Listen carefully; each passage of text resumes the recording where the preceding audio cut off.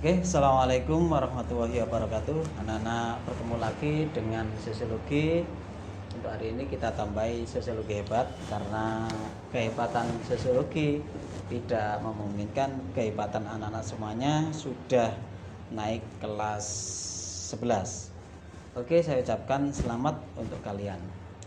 Oke, di pagi yang cerah ini mudah-mudahan kita mendapatkan lindungan dari Allah Subhanahu wa taala. Jaga sholat kalian, jaga kesehatan selalu, jaga amanah dari orang tuamu, kemudian selalu berolahraga meskipun hanya gerak-gerak ringan di sekitar rumah. Karena apa? Kita pada masa pandemi COVID-19 ini kita harus tetap menjaga imunitas tubuh kita supaya kita tetap terjaga. Oke, lanjut.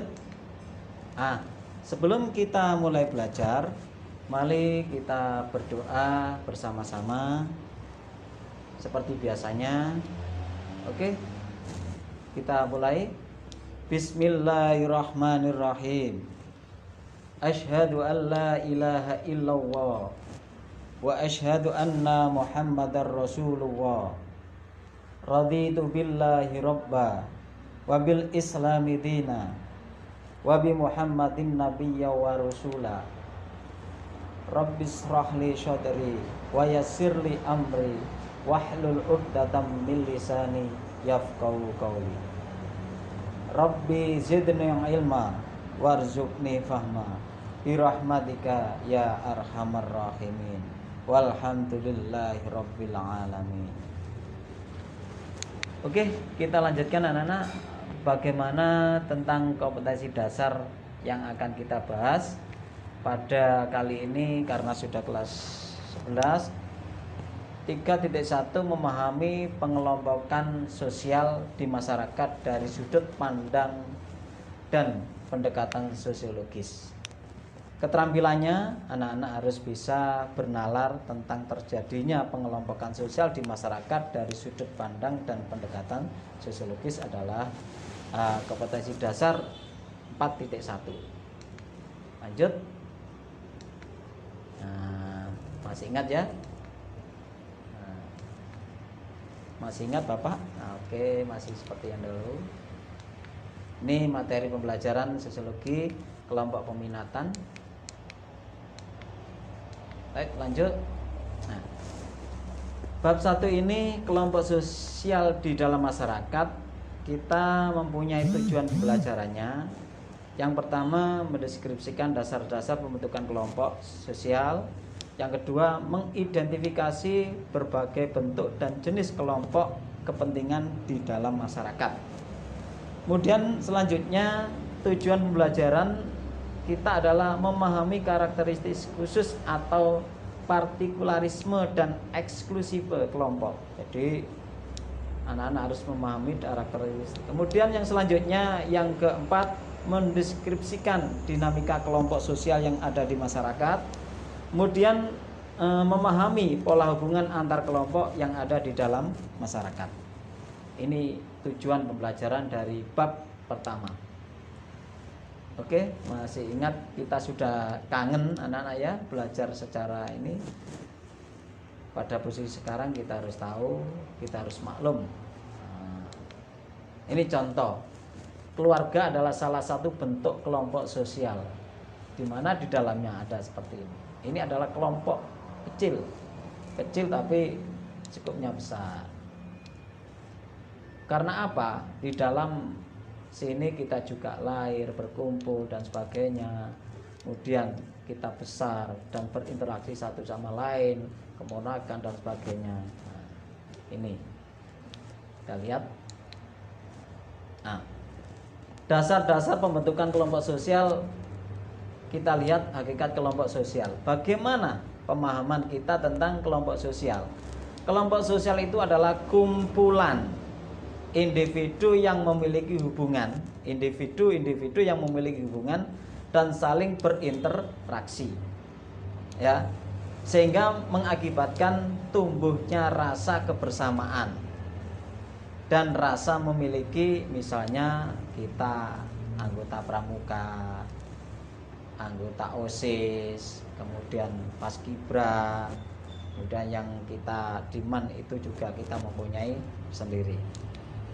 Kita lanjutkan, bagaimana tentang syarat dan ciri kelompok sosial. Syarat dan dari kelompok sosial menurut Sarjono Sukamto, ada kesadaran sebagai darian kelompok yang bersangkutan. Dari syaratnya ada kesadaran. Yang kedua ada hubungan timbal balik antar anggota. Ini syarat yang kedua. Yang ketiga ada suatu faktor pengikat dari kelompok satu dengan kelompok yang lain. Ini adalah syaratnya dan cirinya kelompok sosial. Dari yang pertama ada kesadaran, ada hubungan timbal balik, ada faktor pengikat. Oke, kita lanjutkan. Nah, sekarang kita lihat ciri. Ciri kelompok sosial itu ada 5. Kelompok sosial itu satu kesatuan yang nyata, dapat dikenal dan dapat dibedakan kelompok sosialnya. Jadi cirinya itu nyata, dikenal dan dibedakan. Yang kedua, tiap anggota kelompok merasa memiliki kepentingan yang sama, mempertahankan nilai-nilai hidup di dalam masyarakat. Yang ketiga, tiap kelompok sosial memiliki struktur sosial yang di dalam hal ini memiliki kedudukan tertentu. Jadi kelompok ini cirinya kita sebagai apa dan sebagai apa. Kemudian yang keempat, tiap anggota kelompok sosial memiliki peran-peran yang berbeda-beda. Di dalam manajemen perusahaan atau manajemen pemerintahan itu adalah job description. Kemudian yang kelima, tiap kelompok sosial memiliki norma-norma kelakuan yang mengatur dari para anggotanya. Dari norma, ada normanya, ada aturannya. Ini adalah ciri kelompok. Next. Bagaimana tentang proses dan faktor pembentukan kelompok sosial? Manusia adalah makhluk sosial yang secara kodrati tidak dapat hidup tanpa orang lain. Bagaimana gambaran? Sekelas diisi sendiri dan sebagainya. Ya, nggak enak, nggak elok. Dengan kata lain, manusia tidak mampu hidup apabila hidupnya sendiri. Ini mesti membutuhkan orang lain. Di dalam kegiatan belajar mengajar, meskipun kita daring atau BDR, tetap membutuhkan siswa, membutuhkan respon siswa, guru, dan sebagainya. Dan teknisi e-learning. Ini adalah BDR. Kita lanjutkan. Bagaimana tentang faktor pembentukan kelompok sosial? Faktor-faktor terbentuknya kelompok sosial karena satu, adanya kepentingan yang sama. Kedua, pertalian darah atau keturunan yang sama. Kemudian daerah atau wilayah yang sama. Ini adalah faktor yang menentukan terbentuknya kelompok sosial. Next. Anak-anak masih ingat yang namanya Emil Durkheim? Dia jenis-jenis kelompok sosial di dalam masyarakat ini berdasarkan dari solidaritas mekanis dan didasarkan pada solidaritas. Ini menurut Emil Durkheim.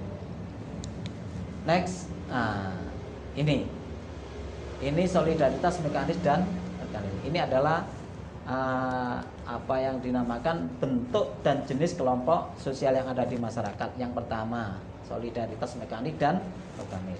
Kemudian ini contohnya. Yang kedua, paguyuban dan patembayan. Ini ada nanti dengan evaluasi sendiri. Contohnya seperti ini, paguyuban, kemudian ini patembayan. Kedua-duanya adalah contoh dari patembayan dan kemudian kelompok primer dan sekunder. Nah, ini selanjutnya ada kelompok in group dan out group.